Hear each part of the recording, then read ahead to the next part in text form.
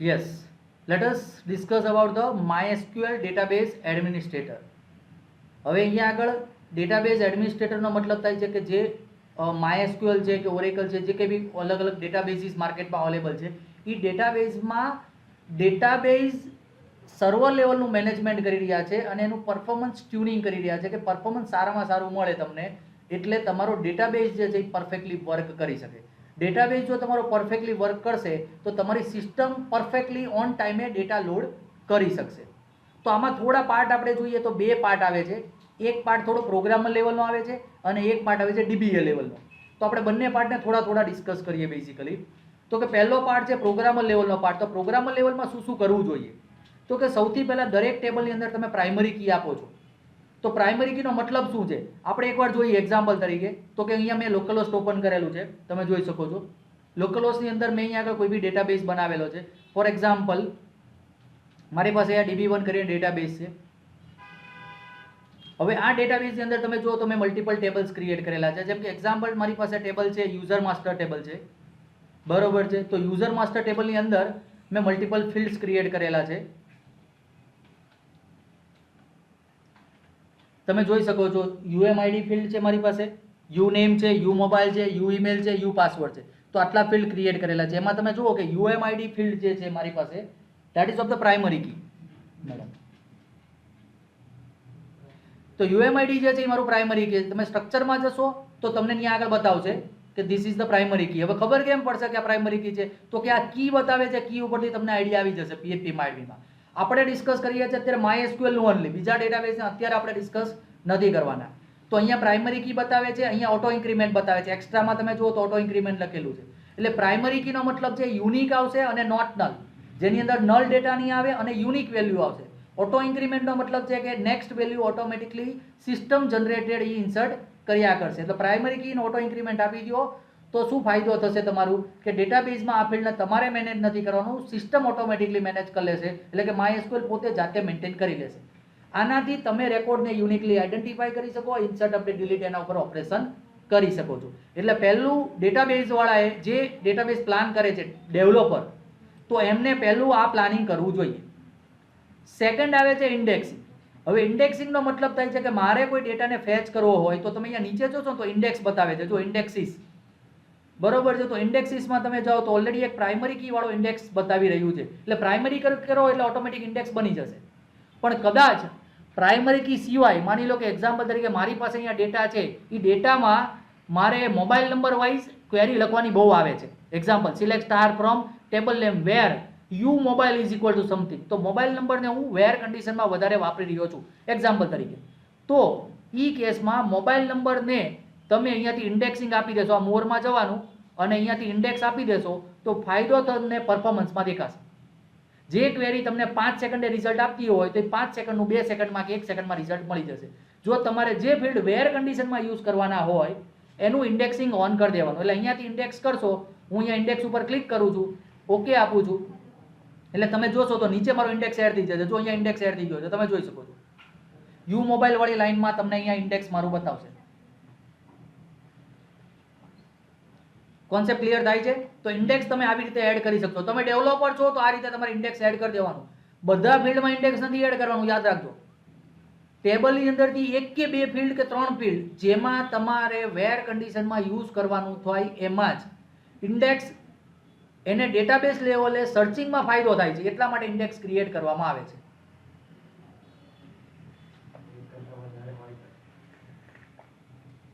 એક કરતાં વધારે ફિલ્ડમાં તમારે ઇન્ડેક્સ આપવું હોય તો બી આપી શકો છો. 2 ફિલ્ડને સિલેક્ટ કરો, નીચેથી આપો ઇન્ડેક્સિંગ, તો બંનેનું ક્લબ ઇન્ડેક્સિંગ થઈ જશે.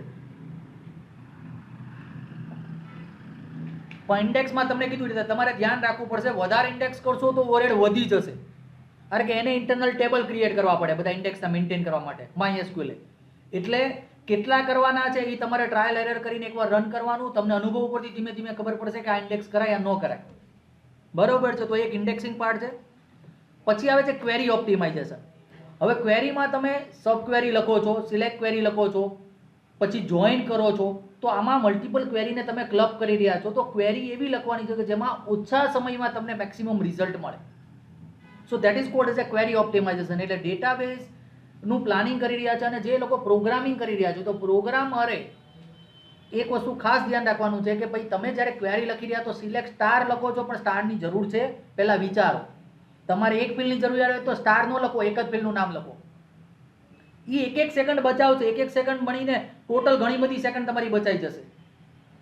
એટલા માટે થઈને તમારે અહીંયા ધ્યાન રાખવાનું છે કે ક્વેરીને ઓપ્ટિમાઇઝ ક્વેરી લખવાની છે. ધેન નેક્સ્ટ, માની લો કે તમારે એક ફ્રિકવન્ટલી ડેટાની જરૂરિયાત પડતી હોય ડેટાબેઝમાંથી, તો તમારે એની પ્રોસિજર બનાવવી પડે. પ્રોસિજર MySQLના સર્વરમાં સ્ટોર થાય છે. એનો ફાયદો એવો થાય છે કે તમારે પ્રોસિજરનું નામ લખો, કોલ કરો એટલે સીધો તમને ડેટા મળી જાય. નોર્મલ ક્વેરીમાં શું થાય, ક્વેરી તમે લખો, સર્વરમાં જાય, ક્વેરી પહેલાં તો કમ્પાઇલરમાં જાય, કમ્પાઇલર રિવ્યૂ કરે, પછી ક્વેરી એક્ઝિક્યુટ થાય ને પછી રિટર્ન આવે તમને. જ્યારે પ્રોસિજર છે એ એકવાર કમ્પાઇલ થઈને સર્વરમાં સ્ટોર થઈ જાય એટલે હવે કમ્પાઇલેશન નહીં થાય, ફટ દઈને રન થઈ જશે. અને સર્વરમાં પડ્યું છે એટલે એને પ્રોસેસિંગ ફાસ્ટ થઈ જાય. તમારી પાસેથી ક્વેરી મોકલો તો એ વાર લાગે, તમારા પેજમાંથી સર્વર સુધી ક્વેરી જતા વાર લાગે થોડી. જ્યારે ઓલી તો ઓલરેડી ક્વેરી ત્યાં પડી છે એટલે તમારે પ્રોસિજર બનાવશો તો તમને પરફોર્મન્સ સરસ મજાનું મળશે. એટલે તમને લાગે છે કે મારામાં બહુ હ્યુજ ડેટા આવી રહ્યો છે ડેટાબેઝમાં, તો તમારે પ્રોસિજર બનાવવી જોઈએ. અને સેમ એવું છે ફંક્શન. જ્યારે એક વેલ્યુ રિટર્ન કરાવી હોય ત્યારે ફંક્શન બનાવવાનું છે, જ્યારે મલ્ટિપલ વેલ્યુ રિટર્ન કરાવી હોય ત્યારે પ્રોસિજર. હું એમ કહું કે મારે એવા કસ્ટમરના ડેટા જોઈએ છે જેનું સિટી વડોદરા હોય તો પ્રોસિજર. મારે પ્રોડક્ટનું છેલ્લું આઈડી જોઈએ છે તો ફંક્શન, કારણ કે એક જ આવે છેલ્લું આઈડીમાં. પ્રોડક્ટનું લિસ્ટ જોઈએ છે તો પ્રોસિજર. તો ડેવલપરે આટલી વસ્તુ શીખવી જોઈએ મારી દ્રષ્ટિએ, તો તમે સારી સિસ્ટમ બનાવી શકો. So this is the point is of the particular developer side. Now let us discuss about the database administrator side. કે ડેટાબેઝ એડમિનિસ્ટ્રેટર સાઇડ હોય તો તમારે શું શું ધ્યાન રાખવું જોઈએ, કઈ કઈ વસ્તુ કરવી જોઈએ. તો કે સૌથી પહેલો પોઈન્ટ આવે છે એમાં વ્યૂ એક્ટિવ પ્રોસેસ અને સ્ટોપ ઇટ. ઇફ રિક્વાયર, ઘણીવાર કોઈ ક્વેરી ફસાઈ ગઈ હોય, સ્ટોપ જ ન થતી હોય તો તમે સર્વરમાંથી એને બંધ કરી શકો છો. ક્યાં આગળથી, તો કે એના માટેની આપણે પ્રોસેસ જોઈએ પહેલાં. તો કે હું અહીંયા આગળ જઉં છું, સર્વર ઉપર ક્લિક કરું છું. આ મારું લોકલ PHP MyAdmin મેં રન કરેલું છે ઝેમ્પને યુઝ કરીને. એમાં તમે અહીંયા સ્ટેટસ કરીને ઓપ્શનમાં જવાનું તમારે રહેશે. સ્ટેટસ ઓપ્શનમાં તમે જોશો તો અહીંયા આગળ તમને જો આ રિસીવડ આટલો ડેટા થયો છે, સેન્ટ આટલો ડેટા થયો છે, ટોટલ આટલો ડેટા છે. અને પ્રોસેસમાં જશો તો અહીંયા તમને બધી પ્રોસેસ બતાવશે. અહીંયા મારે કોઈ બી પ્રોસેસને બંધ કરવી હોય તો કીલ ઉપર ક્લિક કરી દઈશ એટલે અમારી પ્રોસેસ બંધ થઈ જશે. That is called as and task. તમે સિસ્ટમમાં ટાસ્ક મેનેજરમાં જઈને એન્ડ ટાસ્ક કરો છો, સમથિંગ લાઈક ધીસ સિમિલર છે, પણ આ ડેટાબેઝનું છે. ડેટાબેઝ એડમિનિસ્ટ્રેટર પાસે આ રાઇટ્સ હોય. હવે તમને અહીંયા લાગે કે અહીંયા તો સર ડેટા ઓછો છે, પણ આ લોકલ બતાવ્યું છે એટલે લોકલમાં તો એટલો ડેટા નહીં હોય. હવે હું તમને સર્વર બતાવું. આ મારું સર્વર છે, સર્વરના સ્ટેટસમાં જાઉં છું. હવે તમે અહીંયા જુઓ કેટલો ડેટા છે, અહીંયા આગળ તમે વાંચી શકો છો. You can read out the data. કેટલો ડેટા છે, નેટવર્ક ટ્રાફિક સિન્સ સ્ટાર્ટઅપ, જ્યારથી ચાલુ થયું છે ત્યારથી કેટલો ડેટા છે અહીંયા આગળ વાંચી લો. કેટલો છે? 87.3 TB. GB થી ઉપર આટલો ડેટા ટ્રાન્સફર થયેલો છે. અને મારું સર્વર ક્યાં સુધી, કેટલા સમયથી રનિંગ છે? 24 દિવસથી મારું સર્વર રનિંગ છે. 24 દિવસ 3 કલાક 2 મિનિટ ને 34 સેકન્ડ. આ બધી પ્રોસેસ બતાવે છે કે ભાઈ રિસીવ ડેટા આટલો થયો, સેન્ડ ડેટા આટલો કર્યો છે, ટોટલ આટલો છે, ફેલ્ડ એટેમ્પ આટલા આવ્યા છે, અબોર્ટેડ એટેમ્પ આટલા છે, મેક્સિમમ કોન્કરેન્ટ કનેક્શન આટલા છે. હવે આમાં તમે અહીંયાથી પ્રોસેસીસમાં જશો તો અહીંયા મને પ્રોસેસીસ બી બતાવશે. I can kill some of the processes if I can. અહીંયા મારી પાસે પરમિશન હશે તો થશે, નહીં તો નહીં થાય. જે લોકો ક્લાઉડના સ્ટુડન્ટ છે, જે લોકો ક્લાઉડ કોમ્પ્યુટિંગ AWSમાં એમાં કરી રહ્યા તો એની પાસે બધા રાઇટ્સ હશે, કારણ કે તમે એડમિન કરી આવો, એડમિન કહેવાઓ, તો તમે અહીંયાથી બધું મેનેજ કરી શકો. તો આ પ્રોસેસીસની વાત છે, તો અહીંથી પ્રોસેસને તમે ક્લિયર કરી શકો. હવે ડેટાબેઝ એડમિનિસ્ટ્રેટર હોય ને તો તમારે અહીંયા શું કરવું, રિફ્રેશનો 10 સેકન્ડ 20 સેકન્ડ 30 સેકન્ડ 1 મિનિટ આપી દેવાનું, ઓટો રિફ્રેશ આપી દેવાનું, એટલે આ પેજ ઓટોમેટિકલી રિફ્રેશ થયા કરે. તમારે આખો દિવસ વોચ રાખવાનું. સિક્યુરિટી વાળા જેમ હોય ને એની જેમ તમારે ડેટાબેઝ એડમિનિસ્ટ્રેટરે આનું વોચ રાખવાનું કે આમાં શું થઈ રહ્યું છે. તમને લાગે કે અહીંયા મલ ફંક્શનિંગ છે તો અહીંથી કિલ કરી શકો છો. You can. Database administrator kill કરી શકે છે. So this is our point number 1 કે પ્રોસેસને તમે જોઈ શકો છો અને એને સ્ટોપ કરી શકો છો. પછી ક્વેરીનું સ્ટેટિસ્ટિક્સ તમારે જાણવું હોય કે કેટલી સિલેક્ટ ક્વેરી, કેટલી ઇન્સર્ટ, કેટલી અપડેટ, ડિલીટ, તો એને આપણે જોઈએ.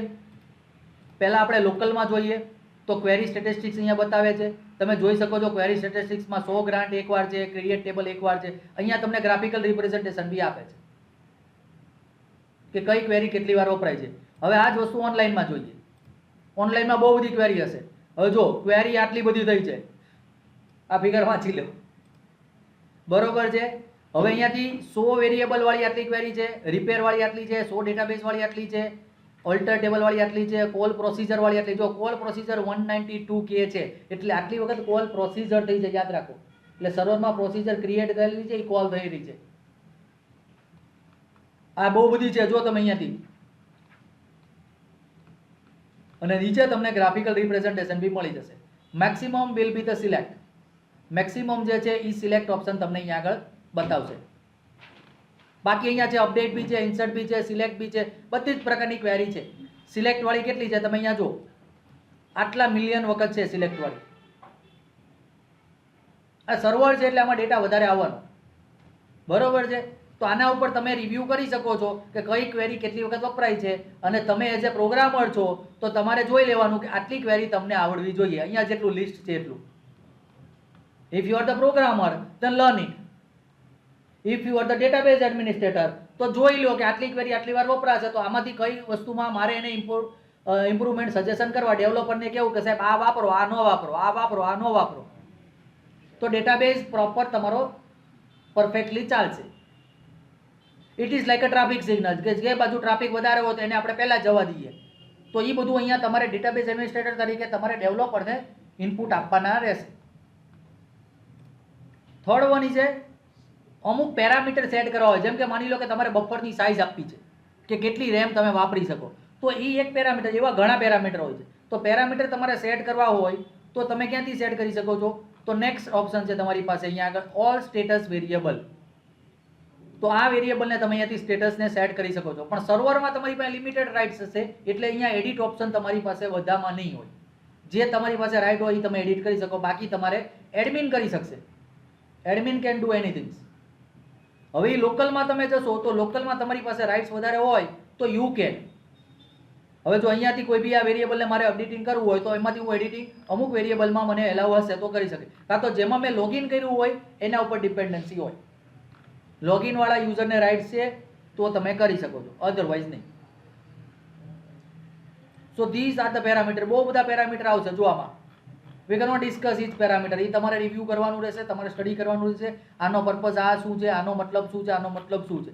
That you need to do it. હું તમને જસ્ટ ઓવરવ્યૂ જ આપી રહ્યો છું અત્યારે. પછી આવે છે મોનિટરિંગ. મોનિટરિંગનો મતલબ છે કે ભાઈ મારે રિવ્યૂ કરવું છે live. So this are the live statistics. અહીંયા આગળ તમારો ગ્રાફ આવશે. હવે આ તો લોકલ છે એટલે લોકલમાં ગ્રાફ નહીં બને, કારણ કે લોકલમાં તો કોઈ અત્યારે ડેટાબેઝ વપરાતો નથી. ઓનલાઈનમાં ગ્રાફમાં તરત રિપ્રેઝન્ટેશન આવશે. So let us go to the monitor. હવે જો અહીંયા તમને હમણાં ગ્રાફ બતાવશે કે how many queries R running. આ ઓટોમેટિકલી રિફ્રેશ થતો જશે. Now you can see the thing. જો તમે ગ્રાફ થોડો થોડો જોઈ શકો છો.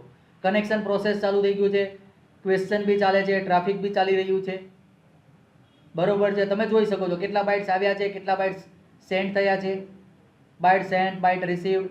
પછી નીચે બી આપ્યું છે, એમાં સિસ્ટમનું યુઝેજ આપ્યું છે, સિસ્ટમની મેમરી બતાવી છે, સિસ્ટમની સ્વેપ મેમરી બતાવી રહ્યું છે. સો here you can review it. For example memory is full, તો તમે કોઈ રિલીઝ કરો મેમરીને, કોઈને કિલ કરો અને એ યુઝરને બંધ કરો, એ યુઝરને બ્લોક કરો કે ભાઈ તું આટલી બધી મેમરી નહીં ખા, તું તારું કોડિંગ અપડેટ કર, પ્રોપર કોડ લખ, તો અહીંયાથી તારી રેમ ઓછી યુટિલાઇઝેશન થાય ડેટાબેઝની. So we need to update that particular developer. કદાચ ડેવલપર આમાં કદાચ ભૂલ કરે તો તમે એને અપડેટ કરી શકો છો, અધરવાઇઝ તમે એને રિસ્ટ્રિક્ટ કરી શકો છો, તમે એને બ્લોક બી કરી શકો છો. If it is required you can block it. તો અહીંયાથી તમે મોનિટરિંગ લાઈવ કરી શકો છો. આ કન્ટિન્યુઅસ અપડેટ થયા કરશે statistics. And last one is adviser. Adviser જે છે એ આમાં એક ટૂલ છે જે તમને બેઝડ ઓન ધ ડેટા, અમુક ડેટાના બેઝ ઉપરથી આ સજેશન્સ આપે છે કે તમારે આવું કરવાની જરૂરિયાત છે. એટલે કે આ ડેટાબેઝ એડમિનિસ્ટ્રેટર માટેનો એક એડવાઇઝર છે. એટલે કે ડેટાબેઝ એડમિનિસ્ટ્રેટરને એવું કહે છે કે તમારે આટલા સેટિંગ્સને ચેન્જ કરવાની જરૂરિયાત છે. તો તમે આ બધાને રીડ આઉટ કરી શકો છો. There are lots of row being sorted. કે બહુ બધી રોને તમે સોર્ટ કરી રહ્યા છો, તો એને કહી શકો કે ભાઈ તમે ઇન્ડેક્સ ને એવું બધું કરો. હવે અહીંયા આગળ એને લખ્યું હશે recommended. While there are nothing wrong with the high amount of row sorting, you might want to make sure that the queries which require a lot of sorting use indexed column. જો અહીંયા લખ્યું છે એટલે અહીંયા આગળ એને solution એવું આપ્યું છે કે તમે ઇન્ડેક્સ કોલમ કરો, બરોબર છે, તો તમારું સોર્ટિંગ ઇમ્પ્રૂવ થશે. તો ડેટાબેઝ એડમિનિસ્ટ્રેટરે આવું લિસ્ટ બનાવવાનું રહેશે અને ડેવલપરને આપવાનું રહેશે કે ભાઈ તમે આવું કરો છો તો આ કરો, આવું કરો છો તો આ કરો, નહીતર તમારા સર્વર ઉપર લોડ થશે. તો આ એક એક્ઝામ્પલ છે, બરોબર છે. હવે એવું ઘણું બધું આપ્યું છે એને ઘણા બધા સજેશન્સ આપ્યા છે. હવે કયા સજેશન આમાંથી ઇન્કોર્પોરેટ થઈ શકે એમ છે, કયા નથી થઈ શકે, that you need to think. કારણ કે બધું જ ઇન્કોર્પોરેટ થાય એવું જરૂરી નથી, બરોબર. અમુક વસ્તુ એની રિસ્ટ્રિક્સ, એની લિમિટેશન્સ હોય ડેવલપરની બી, તો વી કેન અન્ડરસ્ટેન્ડ. જ્યાં થતું હોય ને આપણે ઇમ્પ્રુવમેન્ટ કરવાનું રહેશે બેસિકલી. તો કોન્સેપ્ટ ક્લિયર થાય છે. So we are focusing on this many points right now. આપણે અત્યારે આટલા પોઈન્ટ્સ ડિસ્કસ કરી રહ્યા છીએ. નેક્સ્ટ ડીબીએના સેશનમાં બીજા બધા પોઈન્ટ્સ બી ડિસ્કસ કરશું. ઘણું બધું છે, ઓરેકલ છે, એસક્યુએલ સર્વર બી છે, એ બધામાં બી આપણે પોઈન્ટ્સમાં જશું. પછી એમાંથી ઇમ્પોર્ટ એક્સપોર્ટ છે, એક ડેટાબેઝમાંથી ડેટા બીજા ડેટાબેઝમાં લેવાના છે. પછી ડેટાબેઝને પ્રાઇમરી અને સ્લેવ બનાવવાનો છે, એટલે ઓટોમેટિકલી બેકઅપ ને એવું બધું બી ઓન થઈ શકે છે. તો આ બધા પોઈન્ટ્સ બી આગળ જતાં આપણે ધીમે ધીમે ડિસ્કશન કરશું. તો આમાં બેઝિક લેવલમાં કોઈને ડાઉટ્સ હોય, ક્વેશ્ચન હોય તો પૂછો. અહીંયા થોડુંક ડેવલપર સાઈડ મેં ડિસ્કસ કર્યું છે, થોડું ડીબીએ સાઈડ ડિસ્કસ કર્યું છે, કારણ કે એ બંને કોઓર્ડિનેશનમાં વર્કિંગ કરવું પડશે. અને ડીબીએ જો ડેવલપરને એનહાન્સ કરી દેશે તો ઓટોમેટિકલી તમારું સર્વર પરફેક્ટ ચાલશે, બરોબર છે. તો તમારે પછી આગળના લેવલે વધારે જરૂરિયાત નહીં પડે અપડેશનની કે. ફાઇન. એની અધર ક્વેશ્ચન્સ? કોઈ ક્વેશ્ચન હોય તો પૂછી શકો છો.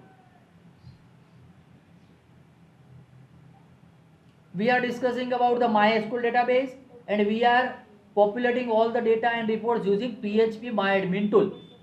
એટલે આપણે કોઈ કમાન્ડ અત્યારે રન નથી કરી રહ્યા. ભવિષ્યમાં તમારે કમાન્ડ રન કરવા હોય, કમાન્ડ શીખવા હોય તો કમાન્ડ તમે જોઈ શકો છો.